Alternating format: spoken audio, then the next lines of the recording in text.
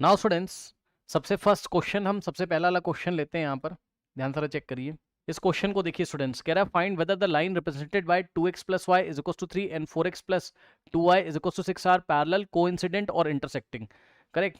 तो इस क्वेश्चन में अगर आप देखोगे बच्चों, सो देखो a1 बाई a2, a1 कितना है आपका 2 और a2 कितना है आपका 4। a1 by a2 is equals to y का कोफिशिएंट फर्स्ट इक्वेशन में 1 है और सेकंड इक्वेशन में y का कोफिशिएंट 2 है ना, is equal to c1 by c2। c1 क्या है आपके पास यहाँ 3 है, ओके, और c2 कितना है आपके पास 6 है। तो आप देखोगे क्लियरली, इनको सॉल्व करोगे तो ये भी 1/2 आ जाएगा भाई। 2/4 कितना होता है 1/2, कट के ये भी आ जाएगा और 1/2 कैंसिल होके ये भी आ जाएगा। तो आप क्या देख रहे हो, a1/a2 इज इक्वल टू कौन सा केस लग रहा है यहाँ पर, a1 by a2 is equals to b1 by b2 is equals to c1 by c2। ठीक है स्टूडेंट्स, बताइए ये कौन सा केस होता था, ये कौन सा केस होता था आपका, याद है बताइए, ये कौन सा केस, कोइंसिडेंट। यानी कि लाइंस कैसी हैं आपकी, कोइंसिडेंस।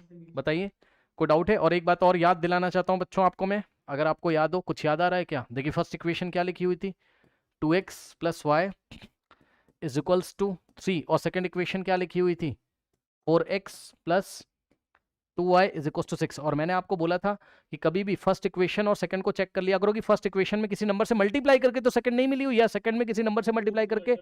यस, अब आप चेक करोगे तो यहां पर देखोगे आप, तो फर्स्ट इक्वेशन में उन्होंने क्या किया है 2 से मल्टीप्लाई करके दे दिया। चेक करो, 2 2 ये 4x हो जाएगा और प्लस 2 इंटू वाई 2y हो जाएगा इज इक्वल टू 2 3 6 हो जाएगा।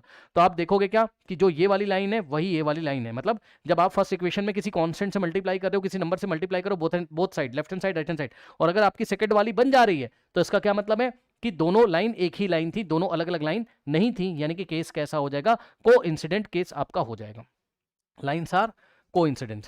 ठीक है बच्चों, तो फर्स्ट लाइन जिन जिन पॉइंट से होके जा रही होगी, सेकंड लाइन भी उन्हीं उन्हीं पॉइंट से होके जा रही होगी। यानी कि स्टूडेंट्स कैसा केस है आपका, कोइंसिडेंट का केस है। और सॉल्यूशन अगर पूछता सिस्टम के तो कितने सॉल्यूशन आते हैं आपके, बताइए, इनफाइनाइट मेनी सॉल्यूशंस।